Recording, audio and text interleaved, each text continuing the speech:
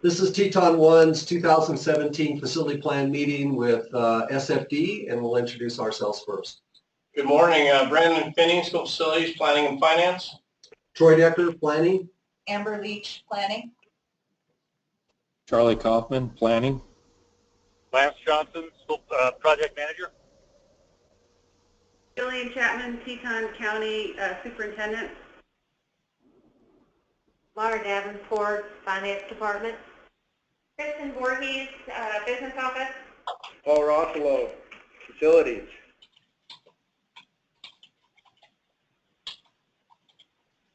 Lauren Davenport, did I get that right? Laura. Laura. And that was Finance? Yes. Okay, and let's see, we have Business Office. Yeah, same. Okay, and name again, I apologize. Kristen Voorhees. Spell last name. V as in Victor, O-O-R-H-E-E-S.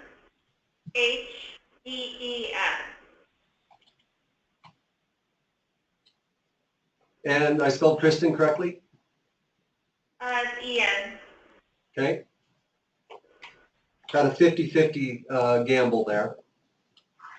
Okay, and I didn't hear, is Jeff with you or not?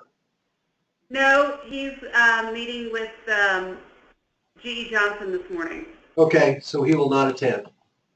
Yep. All right, I'll put Lance on here. Okay, well with that then, I think we'll go ahead and move forward with our meeting. Get that out of the way. So if you can see my my screen, we'll move on from there.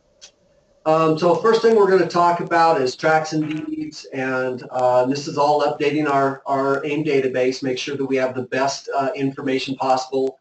So property profiles and tracks and deeds, I'll have Charlie lead this portion.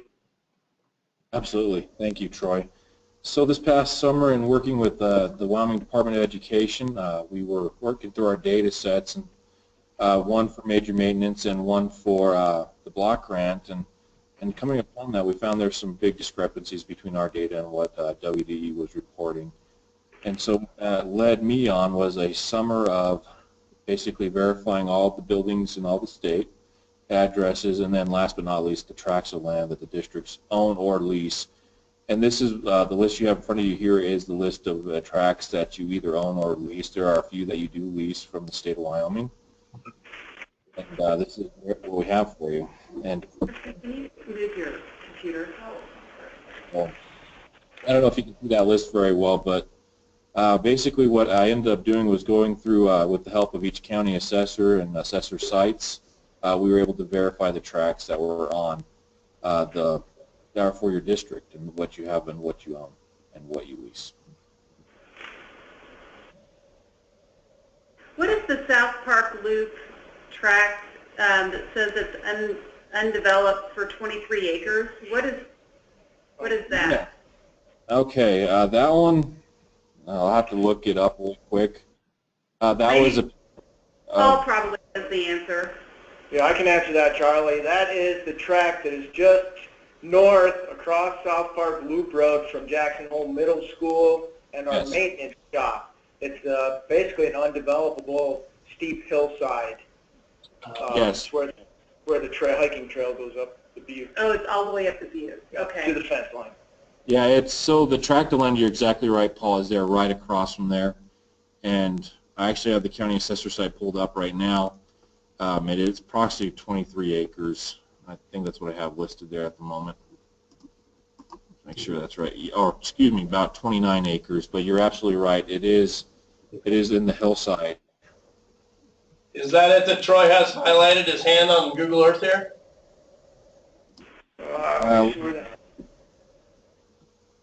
So no, for a little further down. Further down here? Yes, right around that area. Go to the right a little bit. It encompasses that area around there. It's about 29 acres. So where the hand is, you can see the title right there. No switchback from that side hill. You see our maintenance shop in the middle school just across the street to the south. Okay. Gotcha, the maintenance facility? Correct. Yeah. So you own a steep hillside is all? I'm sorry, what was that, Brandon? It's just a big steep hillside.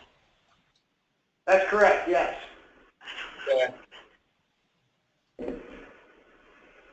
Okay. Yeah. There you go. Thank you. I think that would have been a beautiful place for your admin building. Yep, big cantilever overlooking. You and me both. Yeah, that would have been awesome. Some big bucks. Yeah. Cut into I that. think. Okay. Well, really, you spend a couple million on land. Maybe you could spend a few million on dirt. Okay. Okay. All right. So thank you for that clarification. Will get us sick here. Okay. So and then we do have leases checked here. You must be having. I know that you guys have some leases on some property. So let's clarify that for a second. Anything else you wanted to say though before we move on with regard to just in general, Charlie, for your work on all this stuff? I do, Troy. So did you get where did you download the template from? I saved Right off the F drive. Okay. And it didn't save what I put in there. So the tracks land basically 001, 002, 004, and 007 are on leased land from the state of Wyoming. That is correct. Is that correct, District? Yes, that is correct. There it is. Thank you. Okay. I was trying to make sure that I got that note in there. But Okay, yes, so that was accurate for everybody. That's a good note. You good with that note? I'm trying to find the sheet. Yeah, you originally had that listed under, was it? Jackson Elementary It was School. under Jackson Elementary, so that has been changed, correct? I still have to take it off of that because I was clarifying with Charlie yesterday about it, and I will fix that now. What are you going to change? I will take lease off of the incorrect property and add it to these other 4 properties reflecting the land lease. And it should come off of Jackson. Is that what you said? Correct. Yeah, it was listed as Davy Jackson Elementary School. It's actually Coulter Elementary School and the surrounding properties. that was my mistake. You're absolutely right. That's correct. So we'll take it off Jackson, yes, and put it onto Coulter.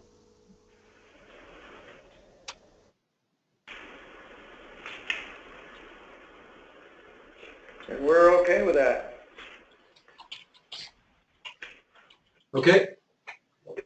All right. Anything else on land we need to talk about? Paul? Yeah, there's the Munger site? Munger Mountain, yeah. Longer it's on there. undeveloped, yes. Okay. Yep. Yeah, we're good. You should stay lease off instead of put it on the culture. I do have a question on Munger. At what point does it switch from undeveloped to under construction? Does it move to space, or is it when it's absolutely complete and it has the occupancy notice? Yeah, So on that's track land, really quick, on tracts of land, there's either developed or undeveloped. So as soon as the pool is built, we'll change it to developed. Okay, so when it's fully complete, that's when it makes the change? Yes. Okay. Okay. And that's when at substantial completion, basically, Charlie, is that correct? Yes. That's what we've, basically if the site, so there's a couple of ways about it. So basically the site is set up, has been set up for use and is ready to be built on. They have that, or there's that, or the building's completed. That's the other condition. And so in this one, it doesn't meet either one at this point, so still undeveloped. Okay, thank you. And I'm just curious how we track that. Is that basically, Lance, do you track statuses and let us know, or Charlie, or how are we to follow through with that? I'll be keeping track of them here in the future. It didn't used to be done until I worked on this past. Okay. I think the last time we kept track of it was Stan. Right. Well, it'll probably get converted over as soon as the building gets put on the inventory. Right.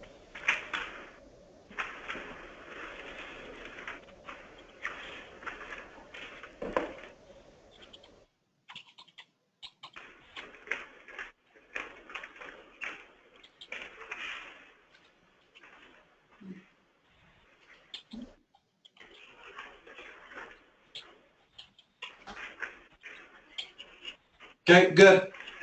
In enhancements, looks like we've got those kind of so far updated for 2 sites, so we don't need to do anything there. Munger Mountain, we know, is in the works, so we'll go along. And that has been presented to the commission. And then I guess your next update would be probably update that acknowledgement sheet, Lance, with the district after the bids, or after completion of the project and final expenditures are recorded. Is that the way you would usually do it? Yeah, I think they're going to be adding some additional pieces to that school as well, depending on some of the funding they get. So yeah, when the school's complete and they get all that put together, we'll update it. Troy, one of the things I had in there, and I don't know if this is the appropriate time to change it, we had the enhancement acknowledgement to increase the capacity of the sewer line, and we will not be pursuing that. Okay. Good point, Paul. So that can happen a couple ways, Lance. We don't really have a policy or anything that says how often these need to be updated. You guys can, when you know there's known scope changes, you can update it then with as an acknowledgement to the commission, or you guys can just wait till substantial completion and all expenditures. It really doesn't make a huge difference on our end. It's just whatever you guys prefer. Yeah, we can update it when we get at the end of the project and after the district decides what they're doing with other things. So that's great. Thank you. Thanks. Okay, good. Anything else on enhancements or property profiles or land?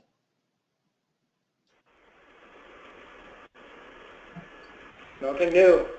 Okay, we do need to talk about leases just as a portion of the land, so I'll have Amber, she wants to ask some questions or make some statements. Okay, that first one listed does say Davy Jackson, but as I'm looking at it, before I start flipping the switches to reflect, if you go back up on the tracks and deeds that Charlie had done, he listed that track that was 001, 002, 004, and 007.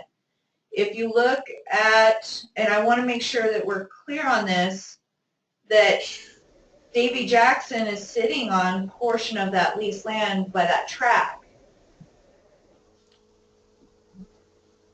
Davy Jackson is across town. Coulter, the middle school, Summit, the bus facility, the admin building, and the athletic fields are the piece of property that are being leased by the state at that $37.25 a year. Davy Jackson is across town. Okay. I apologize, Matt. I did make a typo on that. You are correct. It is John Coulter and Amber. To clarify, it's 008 instead of 004. Okay. But with 004, if we go into the property profiles and you go under track 004, that is classified under Davy Jackson. Correct, and you're right. So we're going to remove that one off. I do apologize. That is incorrect. where the note is at. So So we it can- is Charlie, just to confirm, 001, 002. 008 and 007 are, so I did make a typo there. It should be 008. 007 and 008, right? Yeah, correct. Because And the old property was where Coulter was 007. The new property for Coulter is considered 008. So, okay. Is that good? Yeah. Yes, I'm glad I took the time to verify and clarify with you guys. Thank you for that assistance on that. All right, to go into leases now, David Jackson, it looks like you're the lessee of land there, which we just talked about, 99-year lease, expires 2026. Troy, that needs to be Coulter Elementary School. So this should be Coulter now. David Coulter. Hey, we wanted to say Davy Coulter. Make sure everybody's totally Well, It's confused. supposed to be John Coulter. John Coulter. Yep, John Coulter, yes. Okay, is that up to date? Looking good? Much better. Looking good.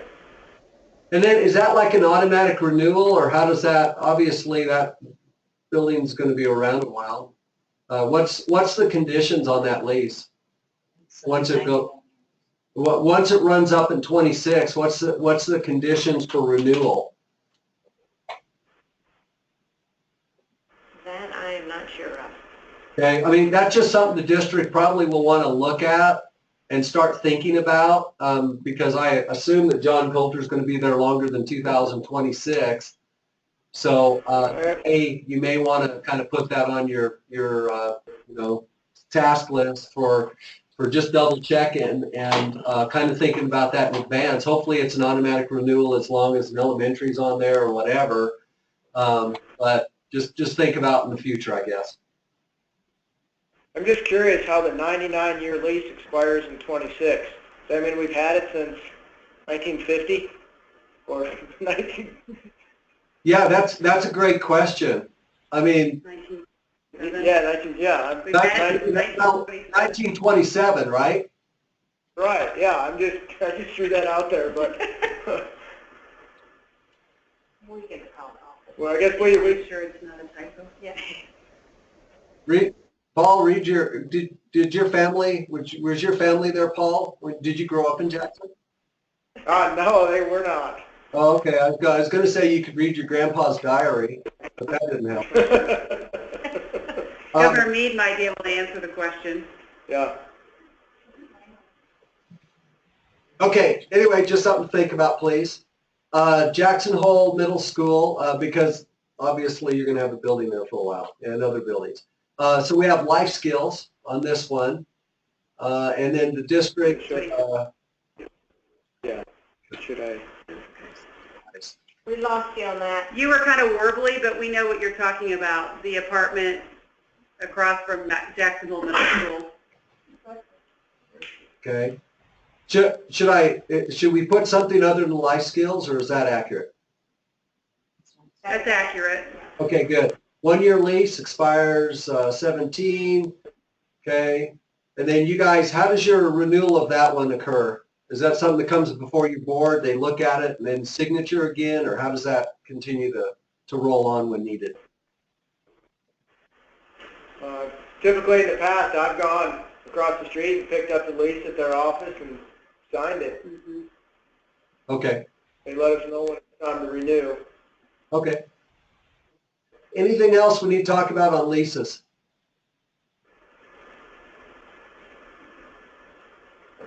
No. That's it.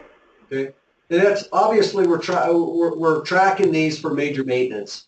So if you have qualifying programs that are leasing space, that is now in this case, you guys are the lessor, right? But it's a life skill. So if it qualifies, it actually generates the lessor. That should be lessee. Yeah.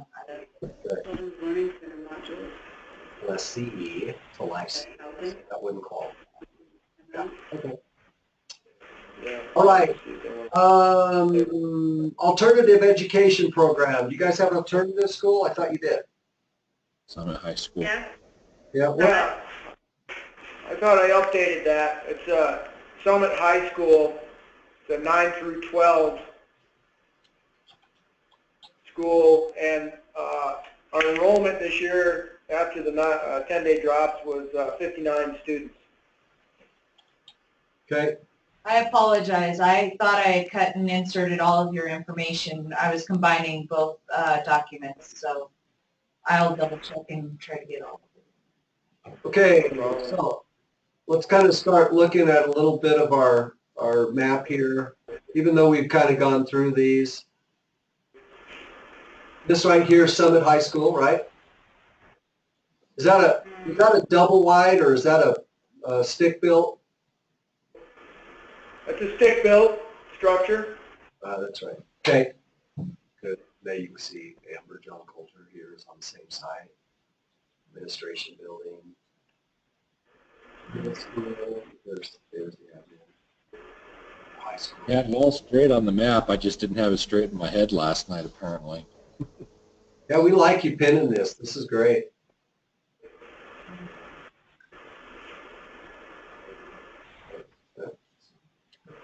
Okay, so I think we've got that. Is space adequate for your students at this point? Yeah. She wouldn't agree, but.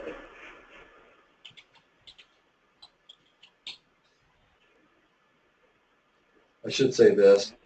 There was some laughing back there. What was that about? The principal would say it's not adequate. Yep. That's why I was laughing.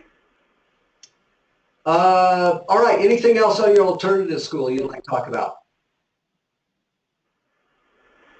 No, we'll go on. No, yeah. The only thing we're considering over there is some paving on the lot that's north of the school. There's a large section of that parking lot that's still gravel and dirt. At some point, we'd like to pave that. This portion here? It's not up on my screen. Anyway, it's just, it's north, right? North Correct, of the, yeah. right next to it. Yep. Looks like a volleyball. There's a volleyball court there or something. Or There is, yep. Yeah. Cool. That adjacent to that volleyball court is all gravel. We try and grade it. We graded it last fall, but it'd be nice if we could pave that at some point. Major maintenance. Okay. There you go. Moving on to supplemental budget. So a new bill, I'm sure you guys are aware that this property insurance bill went through, Enrolled Act 104. And all we've been asking on that really doesn't have any direct oversight responsibilities of ours whatsoever. I think that I heard yesterday that all but one district had property insurance. I thought all districts had property insurance. Just out of curiosity, who's your insurance carrier? Sure. Sir? Isn't it? I thought it was Hub. It's Hub. Oh, Hub. Yeah. Hub. Sorry. Okay. So you're not, I know, and what's the one for, that's the kind of the pool of, there's about 20, almost 30 districts that are part of a pool. Which one's that? Is that the what? Is that the health insurance that you're talking about? No, I'm talking about property insurance. There's one that about 20 some, a majority of districts in the state are actually a part of. We're not in that one. Okay, got it. All right, well, obviously you have your buildings insured. That's important. Enrolled Act 124, that one was a little bit important for you guys, so we might as well look at it, huh? Not that it makes a difference, because it's a reality now.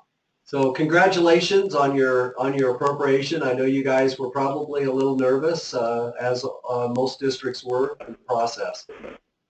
Well, thank you. We're very excited, and we definitely appreciate all the support we've received from you guys. So we realized we wouldn't be where we are if it weren't for you. So thank you. Well, you're welcome. So as you guys know, that we're now the state construction department, and we are the school facilities division of that department. And on the other side of this department is the construction management division, and they have to do with a lot of the state buildings, not all of them, but a lot of the state buildings. So we're all now kind of part of that side as well in budgeting and also in planning. So that's kind of additional planning meetings we're kind of going through and helping them kind of formalize their planning. But to run through this really, really quick, it was almost 70 some million for quite a while there as it worked through the legislature and all the committees. It dropped down to 43. Up in Lovell, then they had a food service building that had structural issues, and we're replacing that, so we have construction for that. Also here in Cheyenne, on a piece of land several years ago, putting infrastructure in as a housing development is going in so that they can have infrastructure for a future school, and then you have a bunch of modular leases to deal with individual school capacity needs. And then there was the exciting one for you guys. It'll keep you awake for at least 2 more years at night in design and in construction. But congratulations on that. That's exciting. That was driven off of data, and so we appreciate you allowing us to feel like we can take some ownership. But the fact is that the pure fact is that your enrollment is over 120%, and you deserved it, and you got it. So that was awesome. We are super excited. There are some land leases in the state of Wyoming. We've got some schools specifically here in Cheyenne that's on a piece of property. I think that's that payment there. We did have last in the biennial budget, I don't think we got any unanticipated whatsoever. No, we got 400,000. This 1.7 million is the unanticipated, and I'd like to briefly just discuss this. Usually we get 4% unanticipated.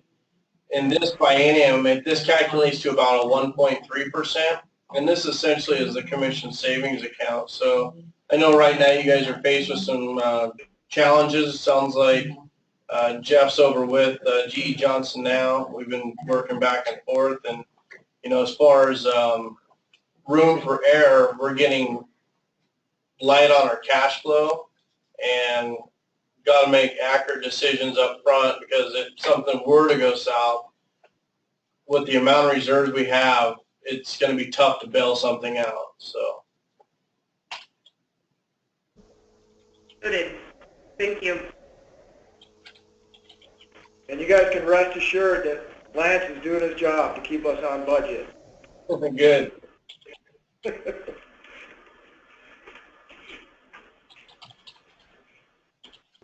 Thanks, Paul. You're welcome, Lance. Yeah, put it on his shoulders. That's right. Got to give credit where credit's due, huh? That's right.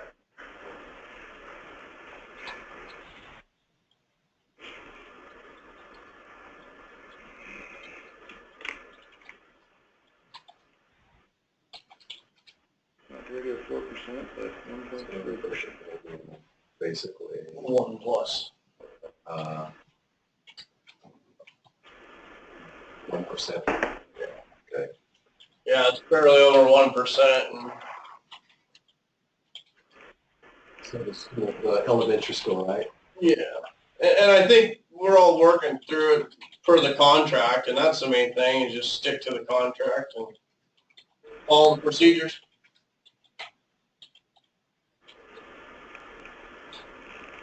Okay. Does that mean normally we don't stick to the contract and don't follow procedures? Well, I just back when you used to get a full contingency, we just had more savings, So if you have some problems, you have more discretionary income to take care of those issues. When money gets tighter, you have to make tougher decisions. You can't pay your way out of it. Yeah.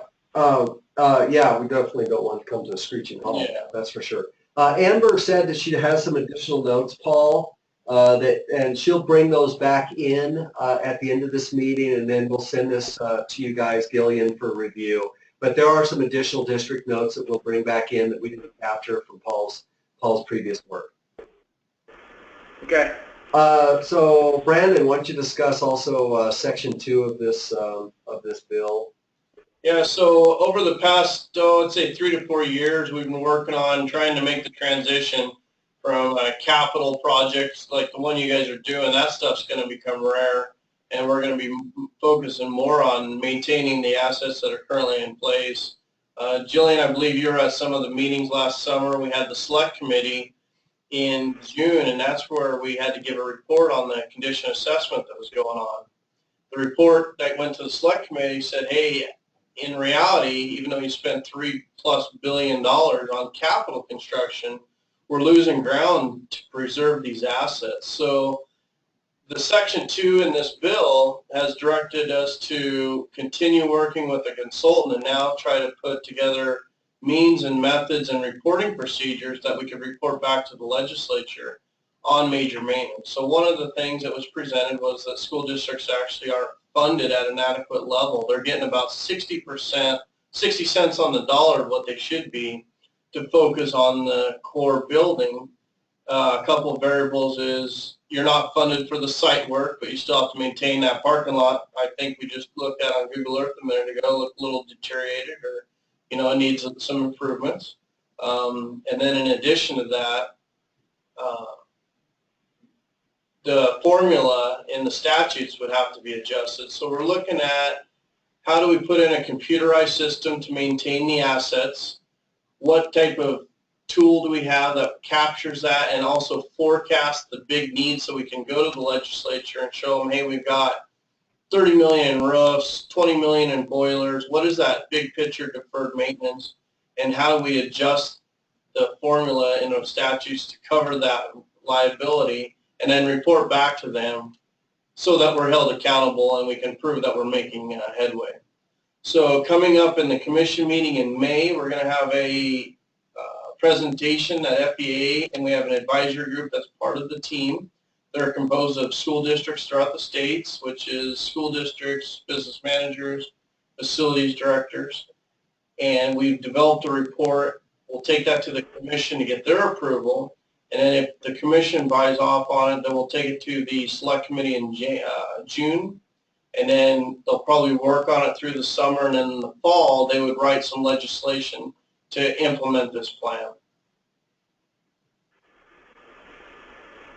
So if you guys have been to any of those meetings, and when we get forward here in a little bit, we'll start talking about your major maintenance. We'll get your take on what kind of programs you're currently using and how you handle your major maintenance. Thanks. So bottom line is we're trying to get more major maintenance because we know asset preservation, especially in the down economy, is very important. Mm-hmm. Okay. All right. Now we have some state law requires us to review projects on a regular basis, see if we can turn any money back that is unused. So my understanding from the notes is Munger Mountain, you want that left open, of course. The two that we're going to close, it looks like, are 1172 and 1173. Which are both modulars, and 100% of the money has been expended out, so these will be closed and will not show back up again, 1172 and 1173. Were those purchased or leased? Those were purchased. Okay. Got it. So that kind of brings up, okay, that brings up an interesting conversation, but maybe we ought to finish this first. Then new transportation building, we still have money out there. That will remain open at 1184. So let's have a discussion. Actually, it's a good time to do it, and just looking forward about your modulars district-wide, or at least modulars in elementary schools. When Munger Mountain's finished, is disposition of those anticipated out of the capital project, or what are you guys doing with the modulars at that point once Munger Mountain's complete? That's yet to be determined. The 4 modulars we have at Davy Jackson Elementary School are, in excellent condition. We'd like to repurpose those. Modulars at Coulter are significantly older. Those I would anticipate ultimately going away, but there's still going to be some discussions on the disposition of those. Okay, so I'll just say future modulars at elementary schools will be determined, I don't know, as Munger Mountain progresses. I don't know, unless you got... Yeah. That's fair. So, so just know also as you go through that, I mean, it takes, well, Brandon knows this because he's working on some. Disposition of modulars isn't a cheap thing. No, I just worked on one of them, and it's going to run about $15,000 just to have the modular company come and deassemble it and demove it, and then you also got some additional cost to disconnection of your utilities, whether it be water, sewer, electrical, and then any site grading and reclamation that would be needed. So I was sort of blown away by the cost to get rid of a modular. So it's kind of interesting. Lance, you're still on?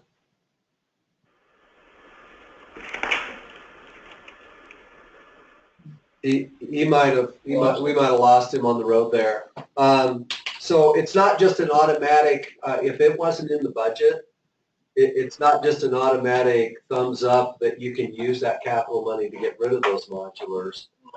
So just so you know, so just let's make sure we talk about that, look in advance. If we need to ask for monies somehow to dispose of them, I know they're owned, it sounds like, but to dispose of them and get them off because now you have sufficient space, it may end up another capital request. So I think that between now and next year's facility plan meeting, I think we would encourage the district to really think through and develop a plan, and for us to also develop a scope and cost in some way, shape, or form if you guys are going to get those off those sites, so that you guys aren't sitting there and then at the end, and then you got a beautiful new elementary school, you do your reconfiguration changes or whatever that looks like, and then they're sitting modulars with no money to do with, or you got to bring it out of your general account, which I'm sure you don't. So I think we need to think carefully about that. Yeah, I would recommend that we put it in the 1920. I think the idea of the biennium report or request and then a supplemental request, they want to see one request for the biennium. So, and looking at the life cycle, this project will be done before the biennium's complete. So if we put it in, we should put it in now. But they haven't made any decisions on what they're going to do. You guys don't know yet?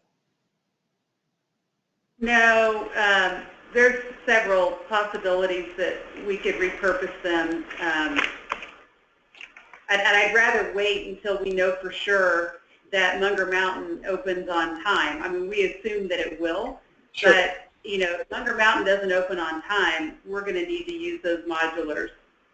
Yeah, totally. Well, let's, we'll address it in the supplemental budget if we need to. Can you write that down in there? Hold on 1 second. Don't forget.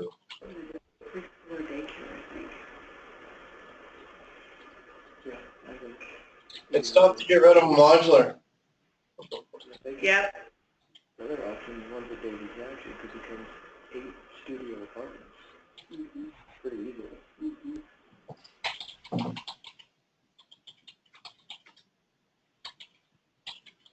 I'm typing your notes while I'm here. Okay. Think that. All right. What there? Because we can pull this up next year, right? We can move our notes in. But put in notes, discuss with district during 1920 supplemental budget,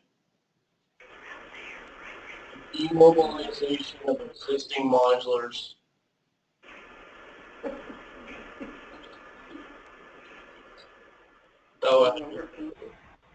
Discuss. Maybe your fire department wants something to practice on. Demobilization. Yeah, demobilization of existing modulars.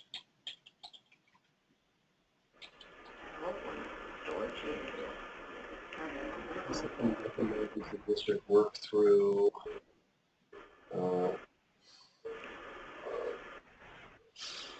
Fire.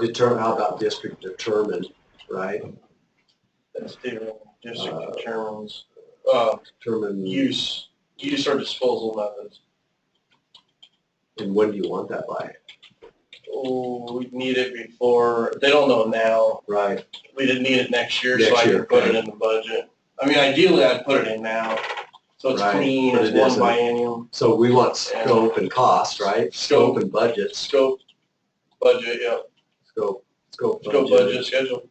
What are we doing? How much?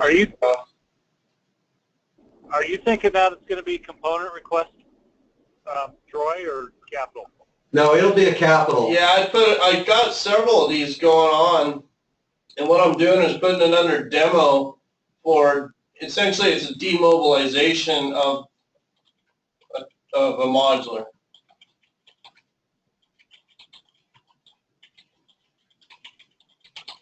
Okay, I think we've clearly communicated then. I think the district knows that you need to, between now and basically December or so, kind of work through that, work with Lance, so that we're not, you're not sitting out there all of a sudden with these modulars and there was no plan, no money. We just want to make sure your needs are met, and I think that would probably be a political, I think for both the state and the district, this is kind of a political thing too, because I'm sure that your community and stakeholders would probably want to work through that so that everybody's satisfied, because they've been wanting to get rid of modulars. Now the purpose is, do you want to repurpose them? Do you want to move them? Do you want to sell them?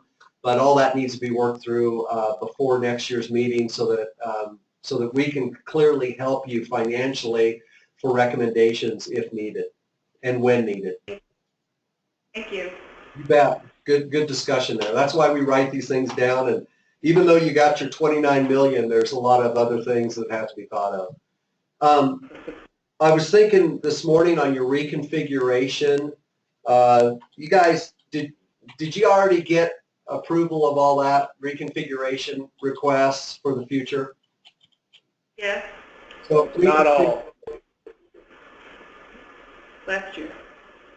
Are you talking about through the Wyoming Department of Education? Yeah, and us both. And Lance, I can't remember either, but obviously you guys are, I believe you're going to reconfigure once Munger Mountain is in place, correct?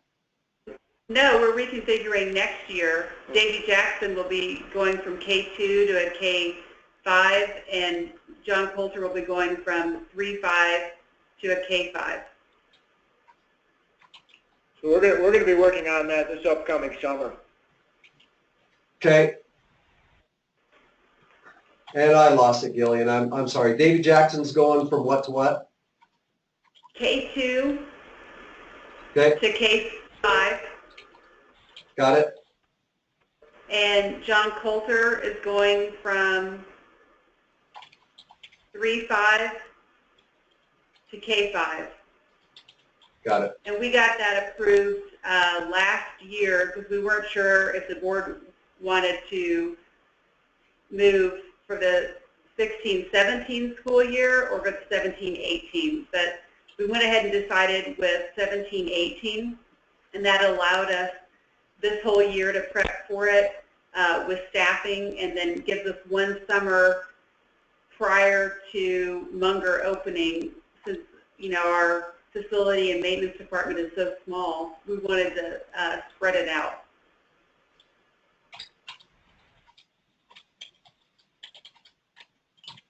And then Munger Mountain, that will become K5?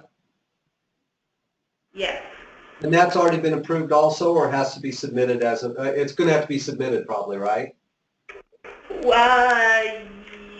Yes, I suppose so, because I don't think we've requested anything since we didn't have the money yet approved. So is that a separate request?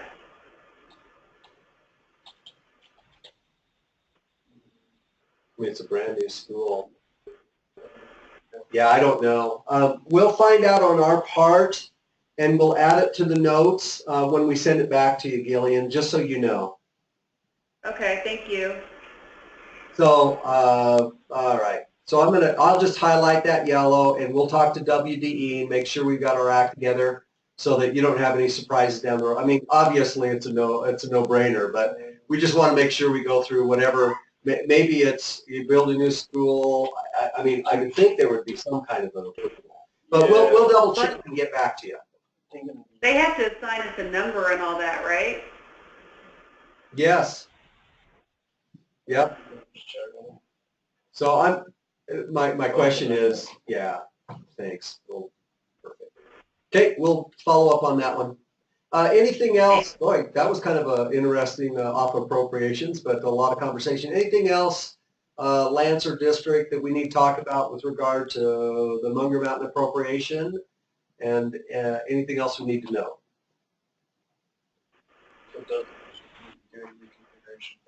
Or specific. Yes, and if so, when?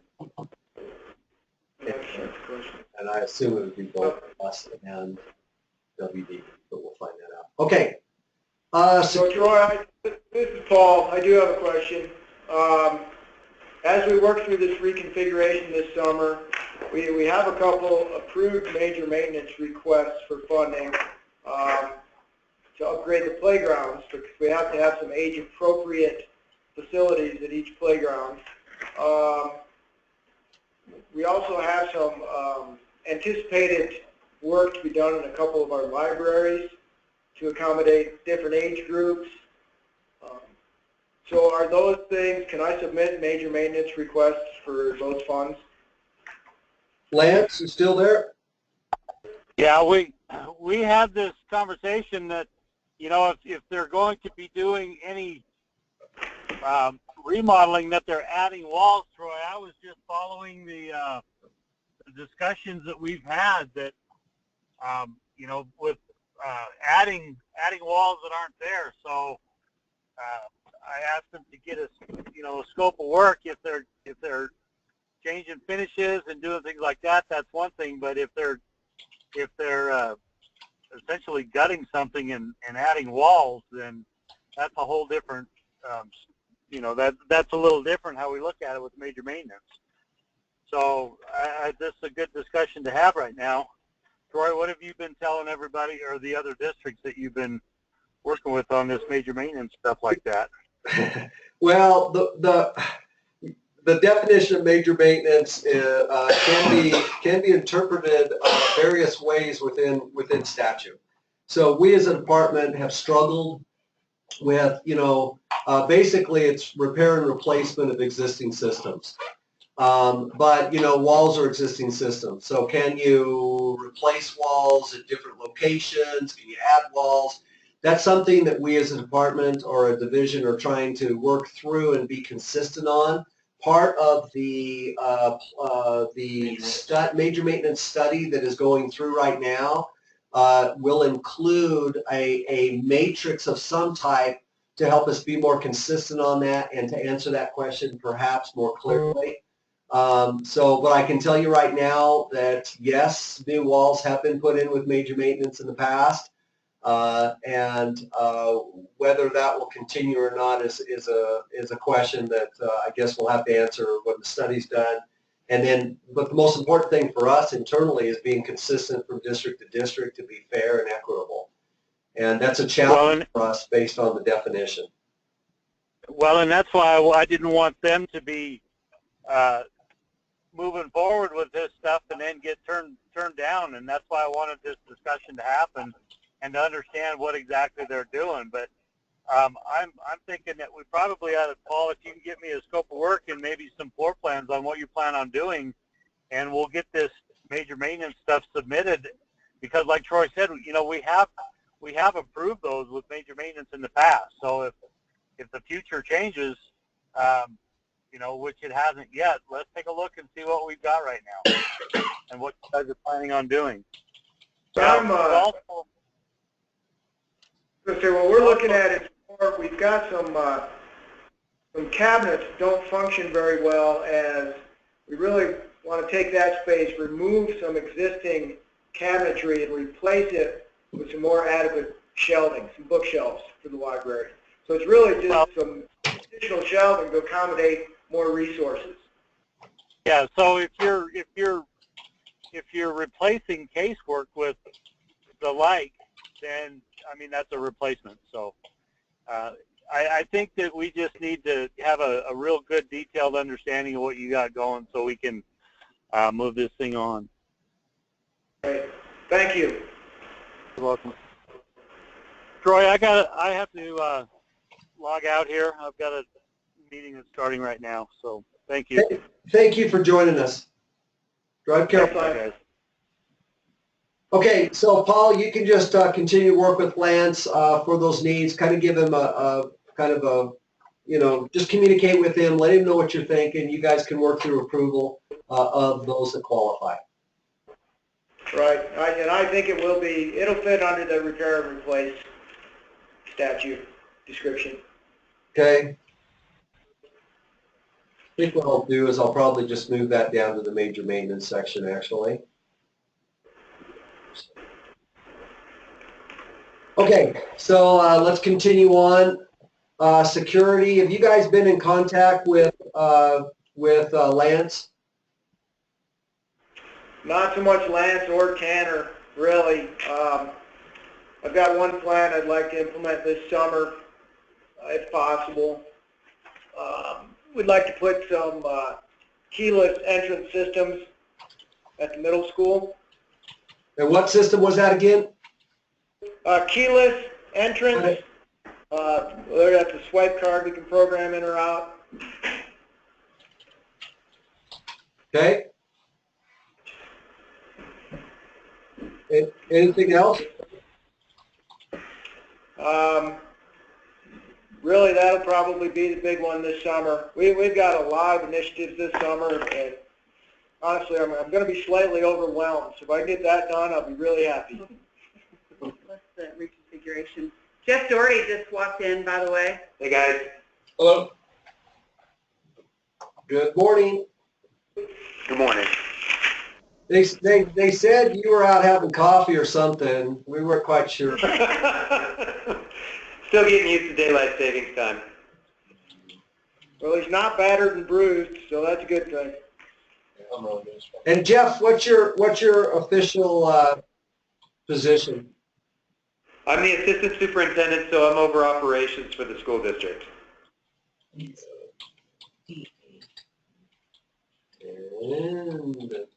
And it's AU, by the way, on Doherty. EAU. heaven forbid, I used to be an elementary teacher, sorry. Okay, welcome, Jeff. All the good conversation about Munger Mountain's already done, so I'm not quite sure why you came. Just now. Yeah. But they can let you know what we talked about Munger Mountain, and there are some things that we need to think in advance there. So we'll let Gillian and Paul talk to you about that. So back down to security. Middle school needs keyless entry. I'll just put here the district needs to work with Tanner Norton in order to move forward with whatever you need to do. What about on Ed? We're having hang on one second. We're having a little sidebar. What about at like safety at Kelly, Alton, Moran? You know, Generator, but I think we're just going to have to budget for that. What about the phone system at Kelly? Phone and radio system might be something. The radio, we just need to hook up. Phones have been updated. Kelly's in pretty good shape, other than the radio. We have an antenna. Except we can't, with the phones not being in the 3 classrooms, if no one's in the office, they don't know it's ringing. Perhaps a radio system is what we need to do out there. Where does it radio to? We can put radios in each of the rooms if we want. I know, but We could add phones. I mean, that's not. yeah, But that's not part of it's this. not. Are the cameras at the high school? What's the, I can't remember if video surveillance was part of the original 8 items that we had identified during the security review. No. There it is right there. No, okay. Right up here. Now, if I know that like with the entryways, point of entry, I know that they can have some kind of camera system there in order for point of entry access. So it's not video cameras in general, but yeah, I mean, if it's identifying or meeting the need of a point of entry with some kind of camera system, I believe that would qualify. That's something we may look at. We just would like to upgrade our systems. We have systems in place, but some of the resolution on the cameras are low. Some of the systems are maxed out. So we may just want to add a little bit of an upgrade. Sure. Okay, I just said that there may be additional needs as well, and so obviously we're not going to confine you to whatever you think of now. You'll have the ability to work with Tanner to define that more in the future here. Just make sure you communicate directly with Tanner as you go along here and define it more clearly, and he'll certainly work with you to get those moving. Great. Appreciate that. You're welcome. Anything else on security that we need to talk about? I think we've got budgeted. If we do that. Okay, let's go down to capacity, enrollment projections. Let's look at, well, a couple things. Why don't we drop down? So looking down at your individual school, obviously you have a problem. It's called a 120 plus capacity. So that's why you got Munger. And so we will be working with you guys to accomplish that project. So we know that these numbers will change. We'll look at the statewide here in just a moment. At your other buildings, at Alta, you're 60% basically, 70 at the high school, 84 at middle school. So I know this, we've kind of talked about this one a little bit in the past during the planning study. We're looking at about 120 students that you can kind of absorb according to the approved capacity methodology. Moran's at 46%, Summit High School 59%. Okay, we've got that. So that's kind of just your district. We know why you're at where you're at and why you have money. Looking at your actual enrollment projections, which is always a very important thing that we do each year. I'll kind of blow this up so you can actually see it. So for those of you that may not be tremendous, I hope you can see that. It's a little bit small.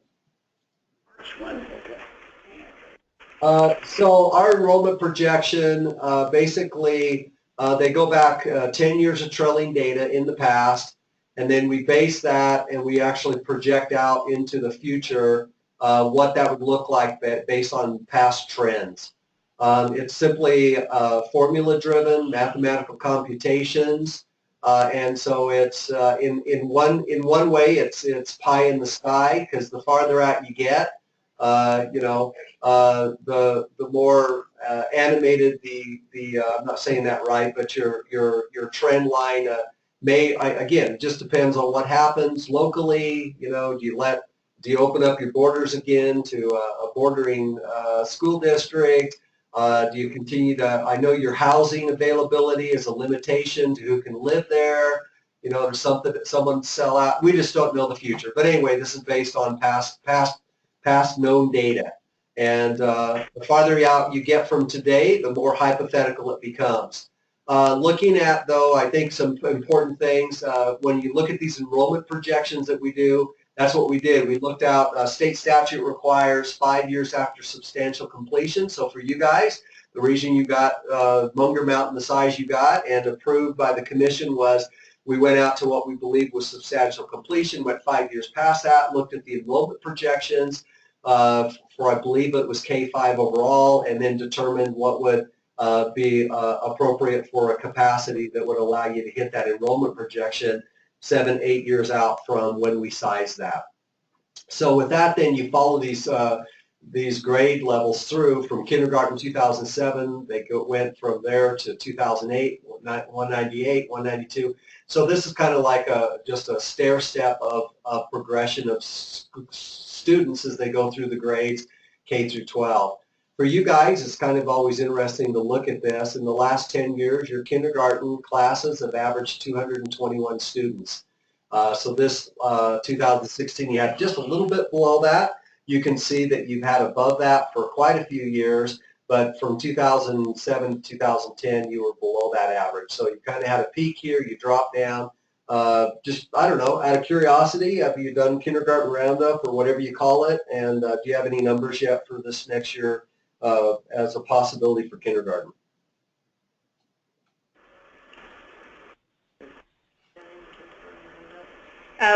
Sorry. We do our kindergarten roundup in early May. Okay. So April and May. So we have pretty soft numbers at this point.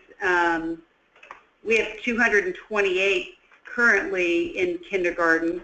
So we would expect to be somewhere in what you have between that 228 and 250 range. Okay. And I did forget to mention too, and I'm slowing down just a little on this one. These were reported on October 3rd. It was the first school day of October that these were reported by WDE. So it's just kind of it's a time, a specific time, and then we compare apples to apples across the state. So yes, we acknowledge also the districts usually gain, not always, but throughout the year, like you just said. Okay, well that sounds good. Let me move over here for a second. I always like to look at this because I know your middle school is within 100 or so. Your K-5 population right now, if you were to take your elementary levels, is an average of 233. Your middle school averages 212. So at this rate, you guys basically would gain about, if your survival rate kept constant, you guys would gain 21 students per class. Per grade level as this elementary students start moving in and continue to move through your middle school. So you can see that that's going to increase. It's kind of interesting also, you can see that your high school, here you're in the twos, right? You're 200 plus, down here you were in the one something. So you can notice here that you only have 170 now average per class in the high school, and obviously that's going to start increasing as your middle school advances at 212 average and your elementary at 233 or so average. So you can tell that you're going to start, and we believe you have enough room, at least at your high school. This one's going to be a little more interesting at your middle school, and we'll monitor that as time goes on. Correct. The other interesting thing here is survival rate, and this is, it's not necessarily typical, but from kindergarten, as you move down from first, or kindergarten to first, you guys actually pick up students historically to first grade. You maintain through second, you pick up third, maintain fourth, pick up fifth, pick up sixth grade, seventh, and so on. So through from elementary through middle school, you guys actually gain students. But as soon as they hit the high school here, and this is kind of interesting, you guys have only a 93% historically for survival rate at your elementary level, or I'm sorry, at your freshman level. So you guys are losing quite a few students from 8th grade to 9th grade. That's kind of interesting, and it's always interesting to talk to you guys. For us, it's just numbers.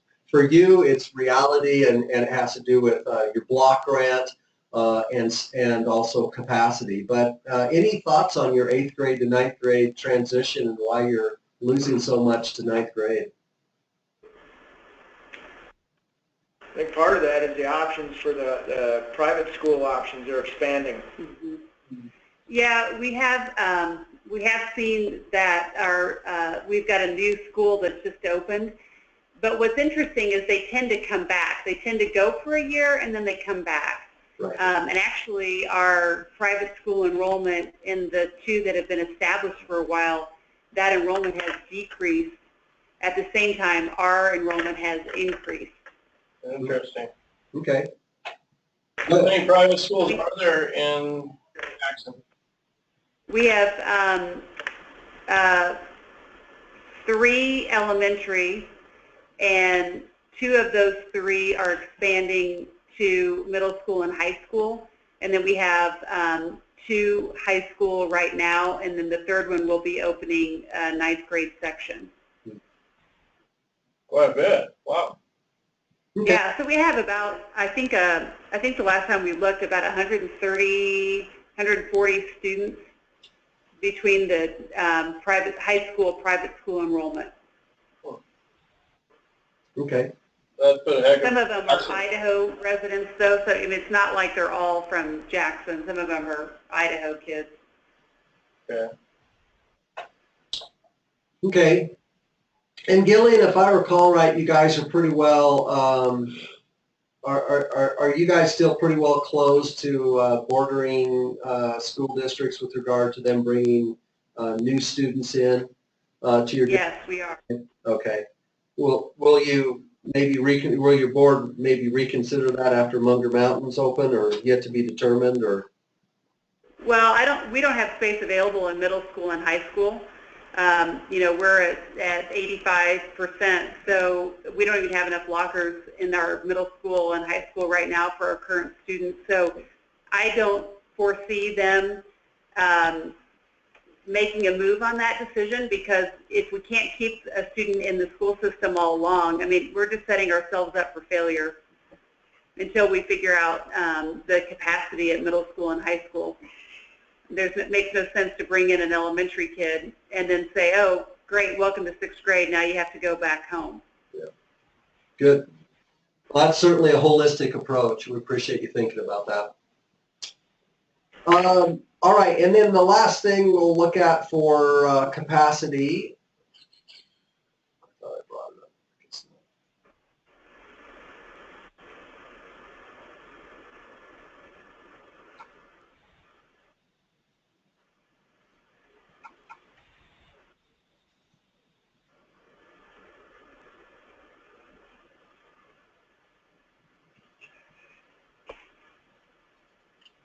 And so statewide, and you've probably seen this before, maybe some of you, but our commission policy, it's 2013-20, talks about how we prioritize requests.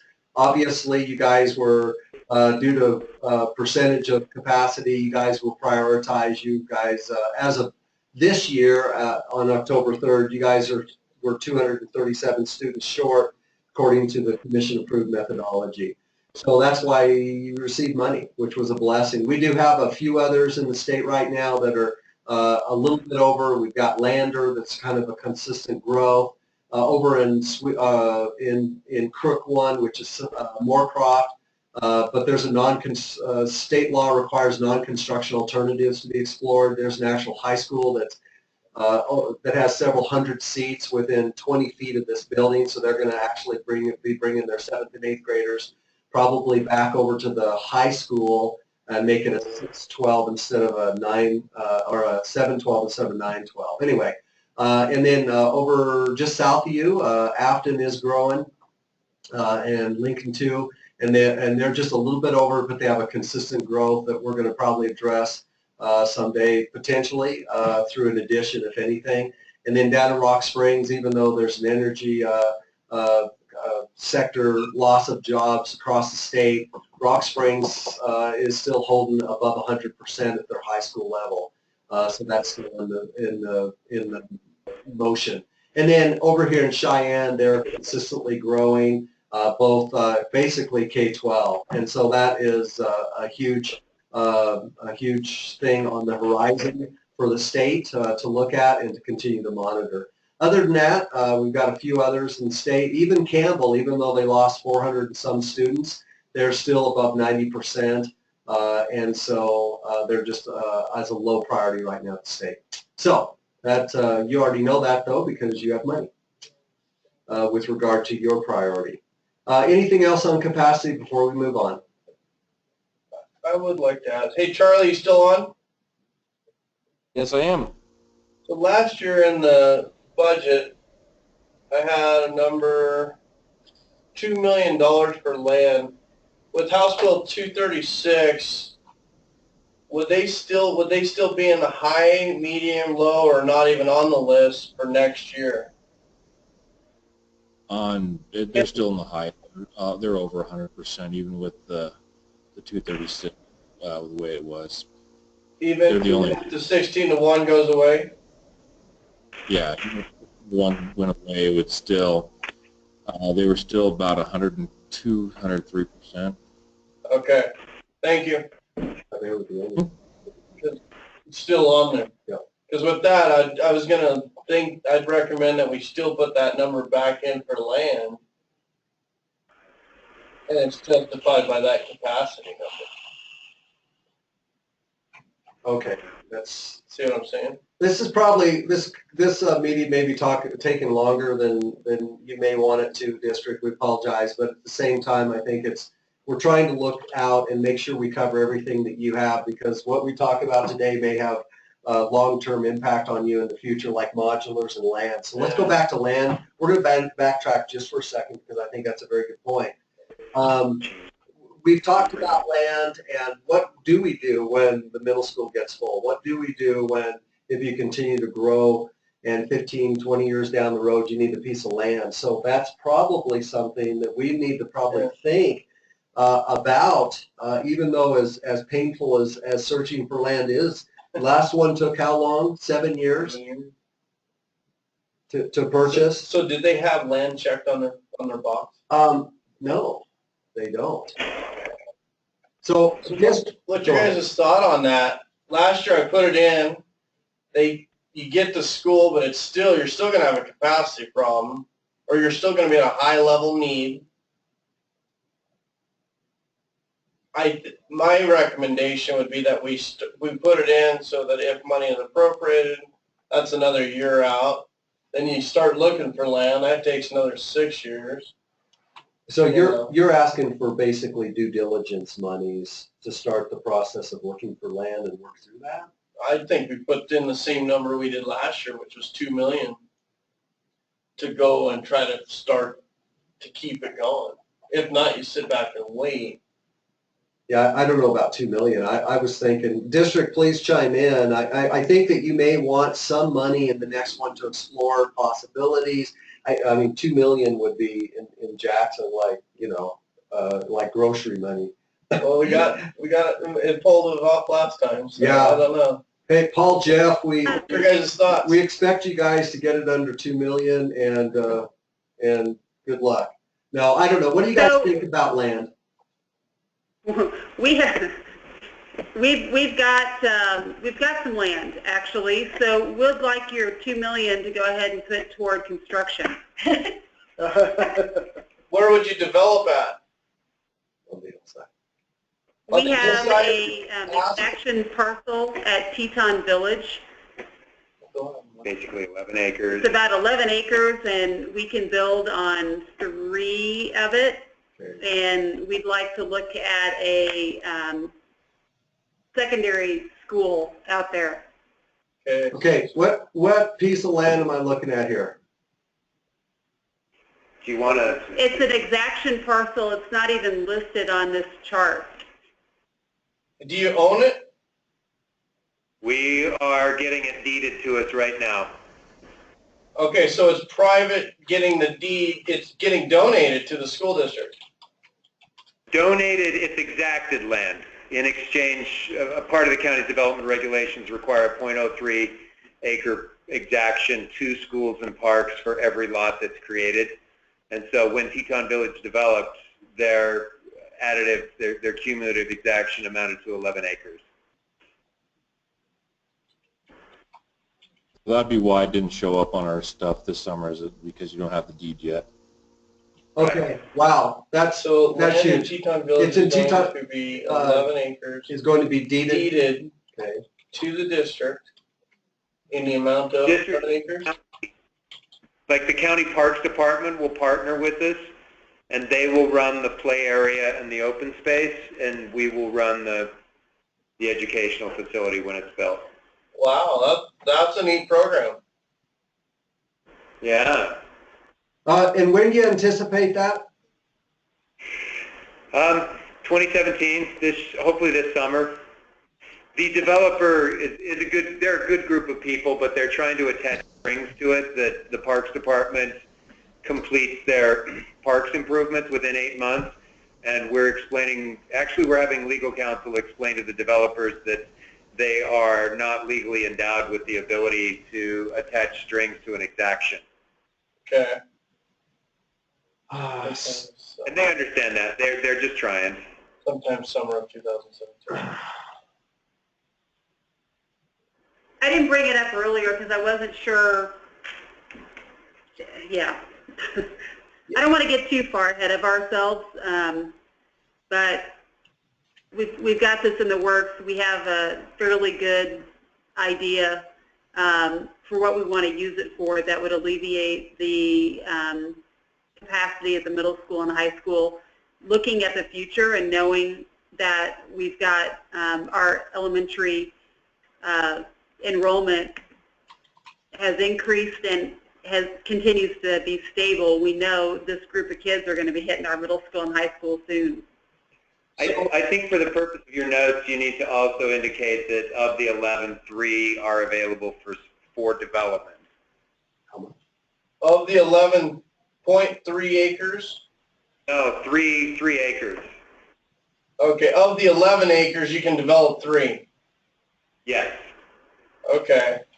So we can use all 11 for, the open space and playground area. Okay. But we can only develop structures on 3 acres. Is a parking lot considered a structure?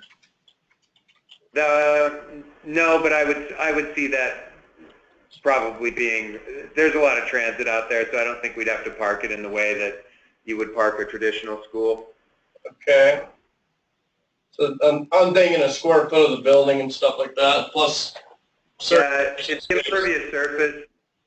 So, I mean, honestly, for the size of school, I think within the 3 acres we can accommodate a structure and any necessary parking within. Yeah, I do too. I'll let Troy finish, and I have a couple more comments.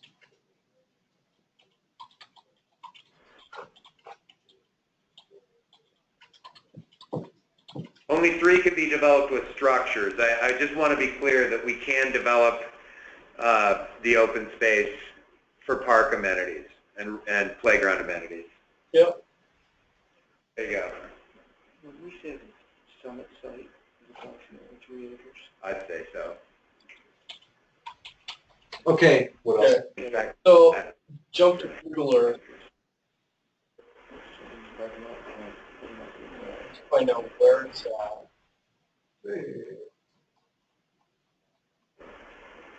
I can tell you. Okay, out at Teton Village, you said? Yes. If you need a parcel number, I can do that. We don't. Maybe just for now, just kind of give us some direction on where to go. So, on that map, you're going to go north of Wilson Elementary School. Oh, there you go. Okay, now see where those 2 roads connect? So you see how there's McAllister Drive and then the other drive? See the one on the right, that's right along the highway? Nope, go down to the highway with your cursor. Okay, now go north. Right there. You just passed it. But there's a little trumpet-shaped piece there that you can see, like the bell of a trumpet that your cursor's on right now. Right here. To about where that dark line to the south starts. That's it. Are you talking clear down here? Yeah, so from there, if you go west to the bank of trees, Okay. following that road, yep, so, well, it's actually houses, it's not trees. Yep, so from that line that you just started to there, now go left or west. Yep, and, well, you'd go along the roadway there, though. But that road doesn't. Oh, right here. Yeah, that road. So that's it, over to the affordable units there, and then go back south, or, yeah, south to that dark line there. Keep going, south. Yep, keep going. Yep, and that line there is the southern boundary. Gotcha. Looks like a fence. Yeah. Real quick, what's affordable mean? Affordable means it's deed restricted. You know, the median home price in Teton County is $1.5 million. And so, because that's not accessible to a majority of the workforce here, the developer is required to dedicate or subsidize a portion of his housing. So those units there would retail for $300,000 to $500,000, even though they probably cost the developer $1 million to build. Okay. All right. So here's my next question. So if the 16-to-1 goes away, Teton and Munger's built, Teton would still be at a high level capacity. Is that correct, Charlie? If Munger Mountain's built, no. I mean, that takes that out of consideration. All right. Well, it's for elementary school, but you got to look to the future and see that those elementary kids are coming our way. Yeah. Correct. Let me finish real quick. I'm sorry. I do apologize. What I meant is it is for elementary school. It takes that out of the equation. What it does for middle school, high school, it doesn't change anything. The thing is, middle school, high school are used off the square footages and the spaces, so that number doesn't change for middle school. So what that building can hold, that's it. I mean, so yeah, exactly. When your bubble comes through, if that continues on that, there would be a capacity problem at that point. And at what point are we still?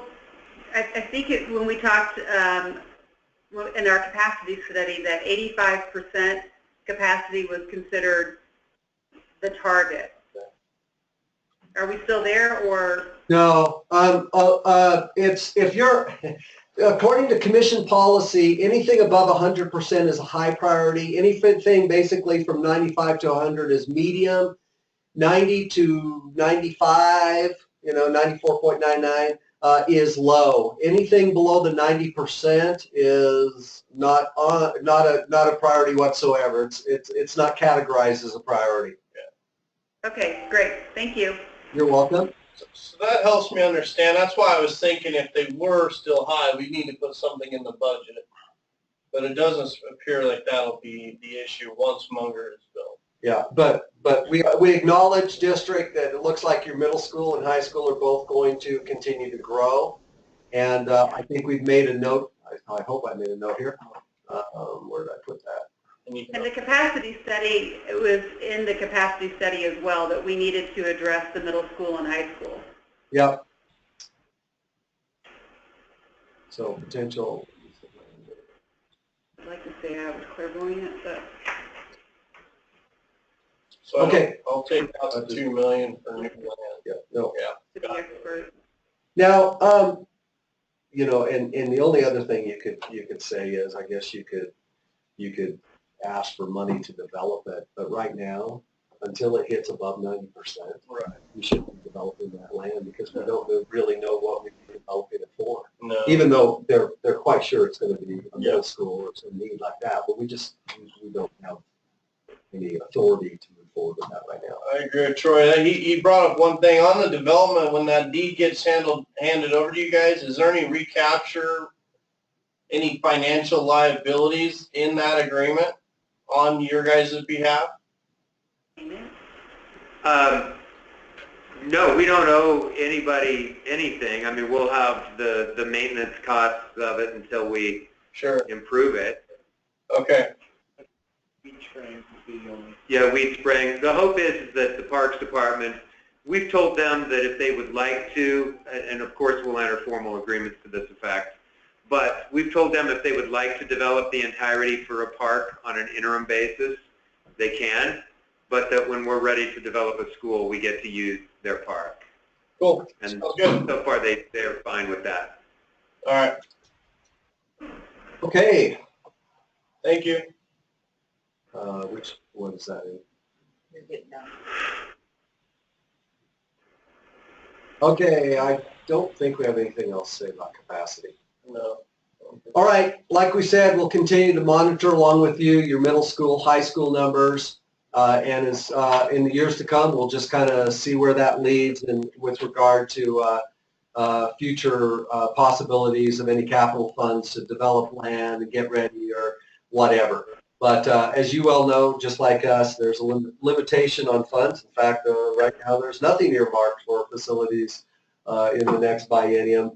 And that's something the legislature is going to have to figure out through their stakeholder involvement, I think, this coming summer. So we'll see how that goes. And I know you guys are also monitoring your what am I trying to say, your block grant and what effects that is going to have with you with regard to recalibration and what's going to happen there, if anything.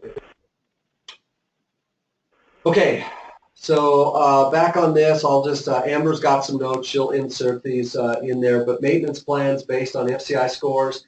The district is considering the use of software such as School Dude, pending direction from SFD. Anything else you want to talk about with regard to?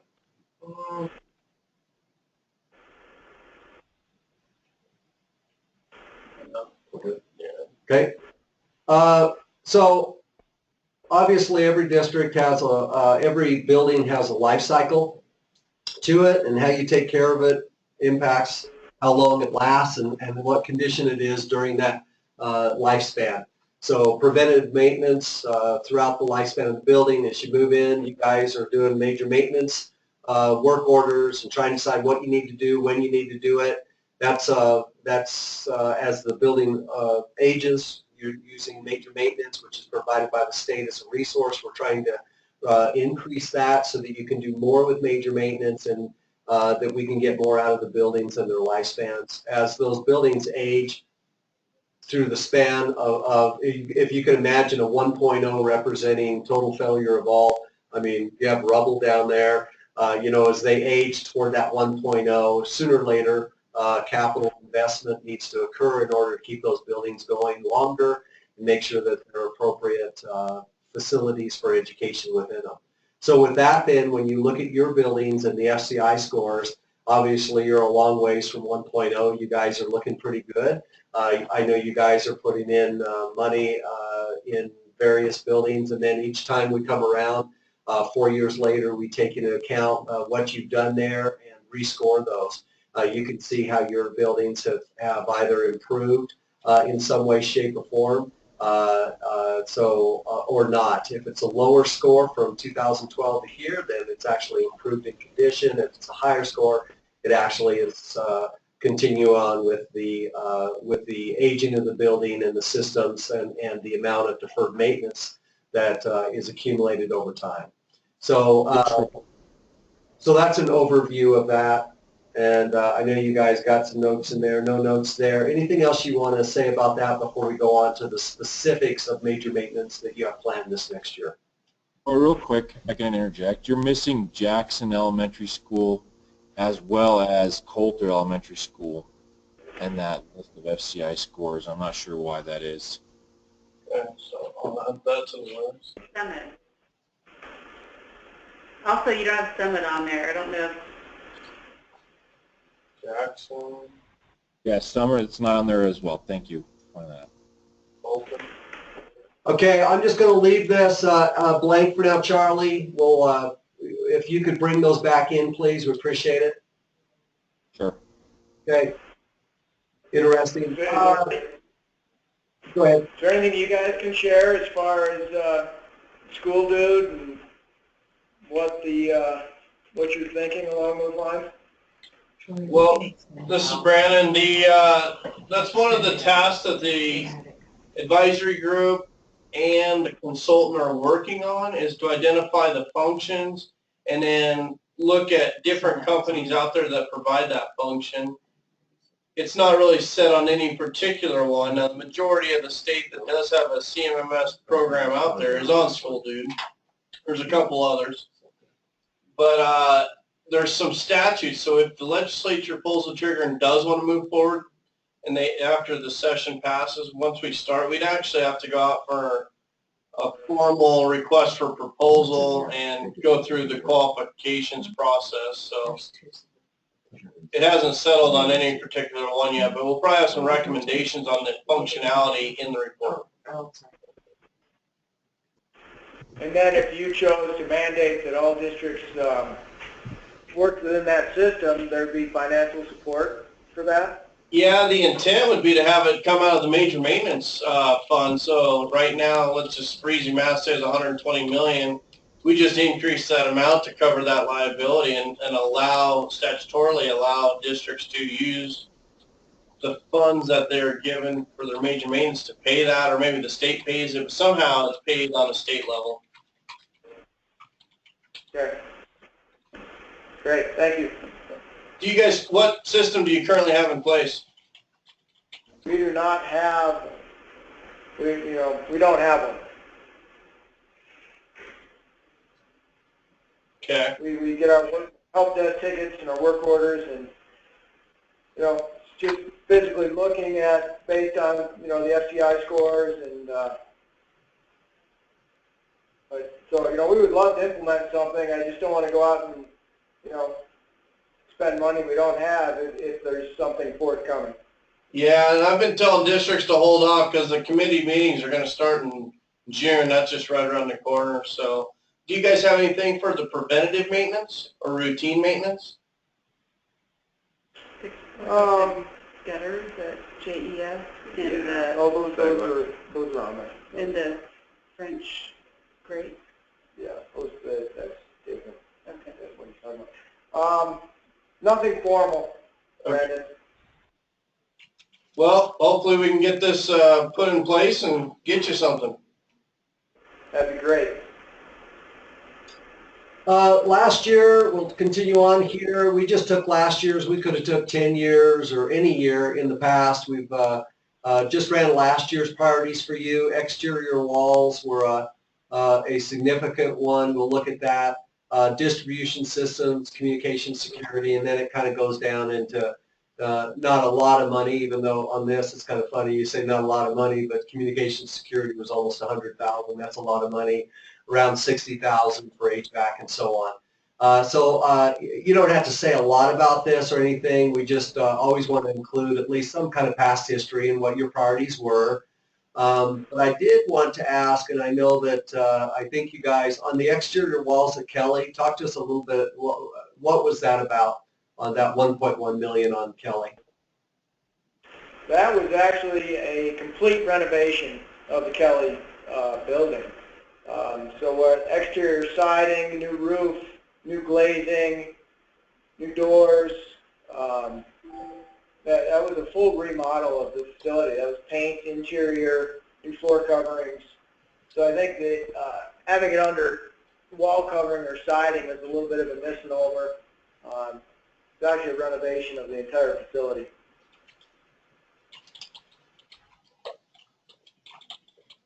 Okay. That's something in the we're going to be working on. We'll get you some training. In major maintenance work orders, planned work orders, you can put work codes, identify work codes, and then we can actually apply phases to that underneath that can kind of break down if whatever. Under a specific work code, we can break down phases. So we'll be talking about that in the future and how to train you guys.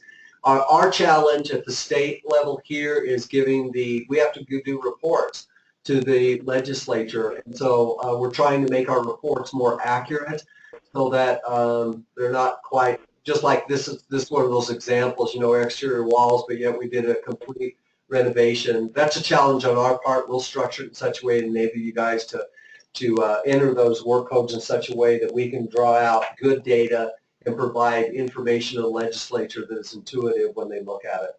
So,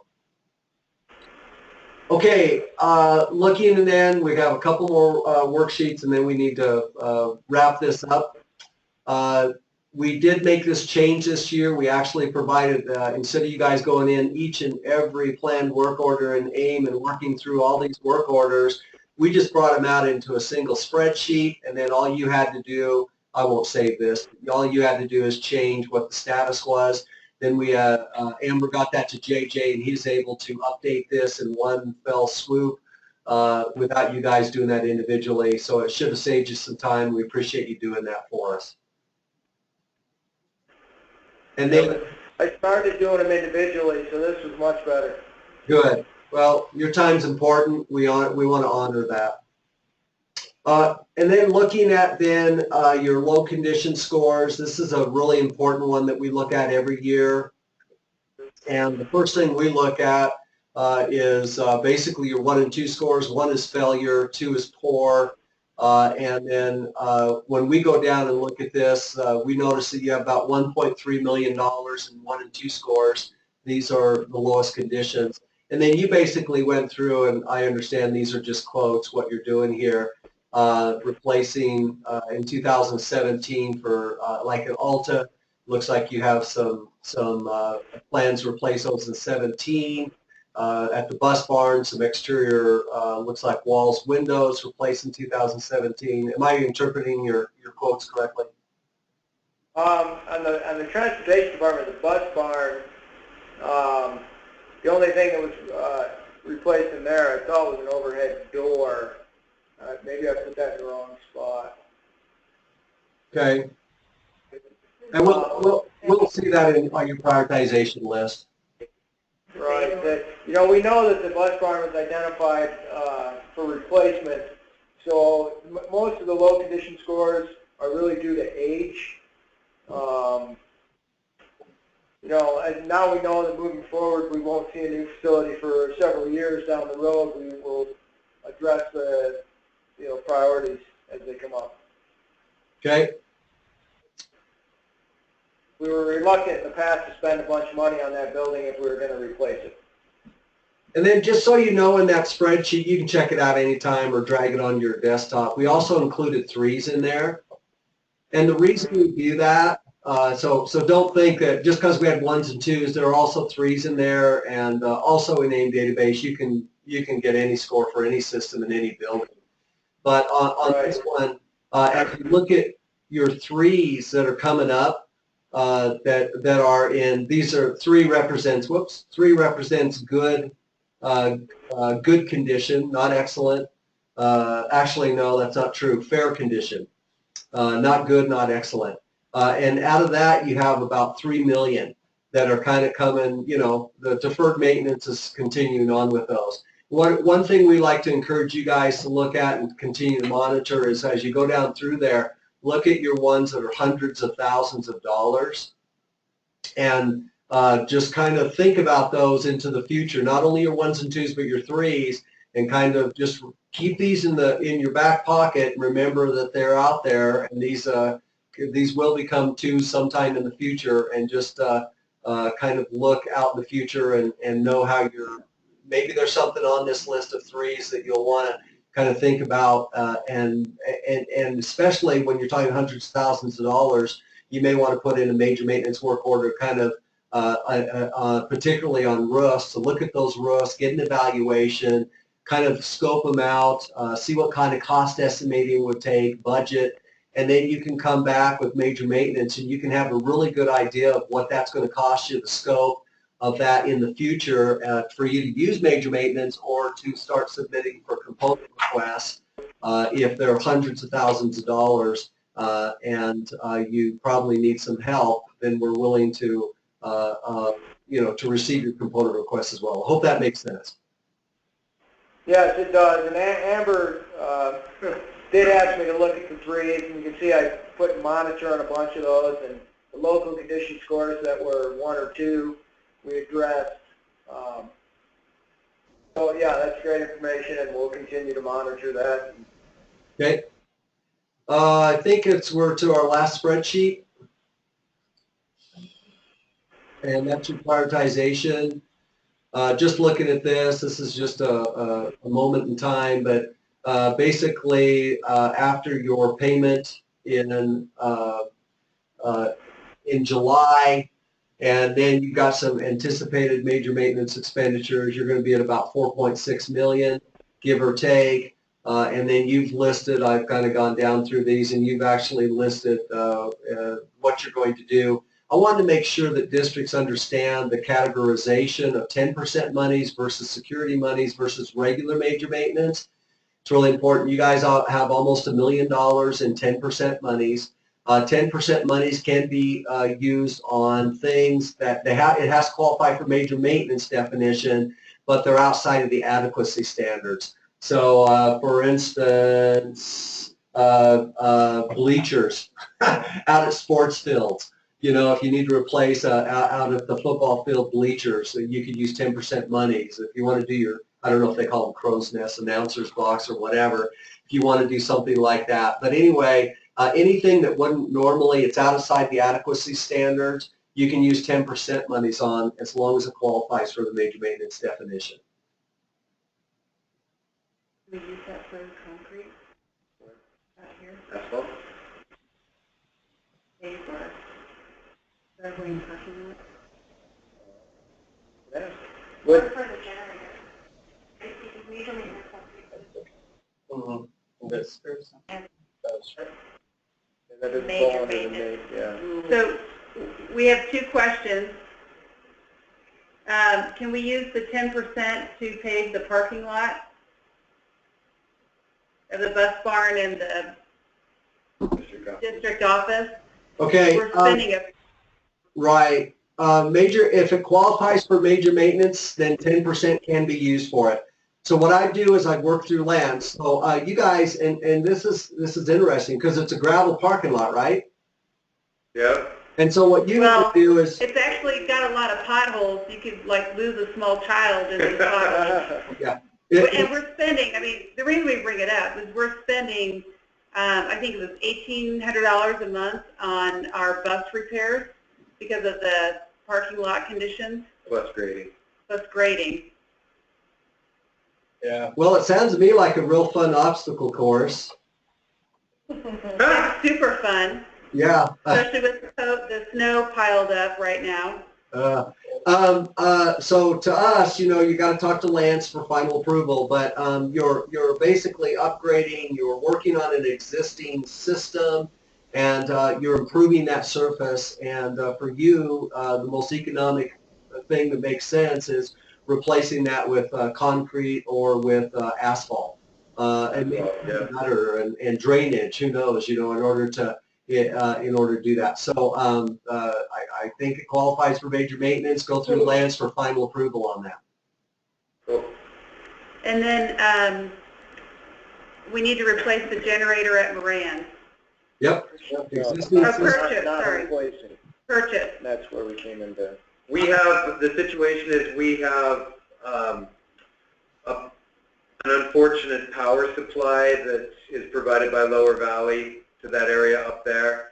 Whenever we get inclement weather, the district has to send a bus with pizzas up, and we shelter the kids on buses because the power is unreliable. So the goal is to have a backup generator that would run for 6 or 8 hours, you know, in order to keep the kids warm in the event that the power fails as it ordinarily does during the winter.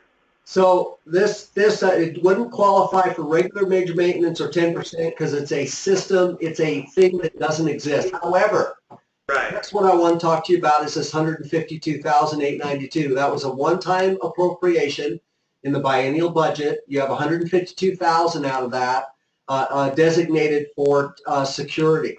So it sounds to me like replacing this generator is a security issue. Is that fair to say? Yeah, that would work. Okay, so you can use that 100, and so that security money was kind of set aside. Also, I mean, it can be used on qualifying major maintenance requests, but it can also be used on non-qualifying major maintenance requests, even though it's a major maintenance allocation. So out of that 152,000, you could use that for a generator in order to address security needs, because I would assume off that, so that's my opinion, talk to Lance on that, but that sounds like that would be a possibility. Great, thank you. What I would encourage you to do is, and I know you've got some security ones here, if you've got, Paul, if you've got projects that qualify for regular major maintenance, I would not recommend using your security funds in order to do, so maybe, I don't know what these are about, but if they qualify for regular major maintenance, you may want to cancel these and put them in as regular major maintenance so that you don't reduce that $152,000 because that $152,000 has a lot more flexibility than the other major maintenance. Great. Right.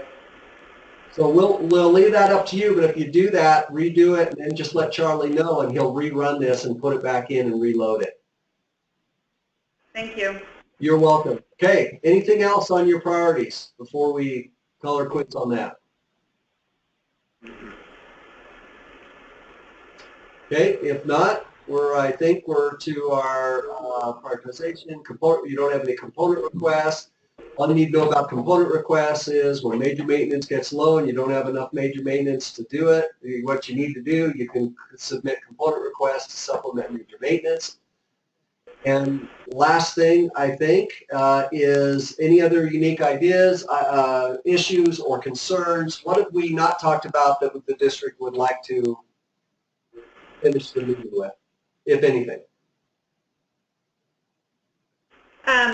Going back, just so I understand the process, going back to the exaction parcel at the village. Okay. I assume given since it would end up being to date, we'd be a lower priority for secondary school because we're under 90%. So the hope of getting any kind of construction money would be slim to none. Yeah, not even close. It doesn't get put into it doesn't get presented to the commission until it's in the 90 or above 100% category. Okay. That's what I wanted to know. Thank you. You're welcome. Okay, anything else, district? Nope. Okay, staff. Not at this time. I have no comment. Okay. Thank you for joining us this morning. That was a fairly long meeting, but a very helpful one. So appreciate you guys. Look forward to seeing you in person sometime in the future. Wish you the best with Munger Mountain, and we'll continue to work with you. You guys, Thank you. Appreciate it. And I want to give just some kudos to Lance. He's a phenomenal project manager. Congratulations on just having him, and I know he'll really do you well. And I know working with him, we're looking for the best out of your school. Yep. No, he's just so you know, we view him as a godsend to our project. Yeah, he's got some phenomenal. Well, not only that, but he worked for a school district. So he knows what it is to be in the trenches and also to be at the state level. Yep. Okay. Well, thank you. Sometimes he has to drag me kicking and screaming to the right answer, but he's willing to do it. You bet. All right. Take care. Well, I'm going to stop our recording. Bye, guys. Thanks. Bye-bye.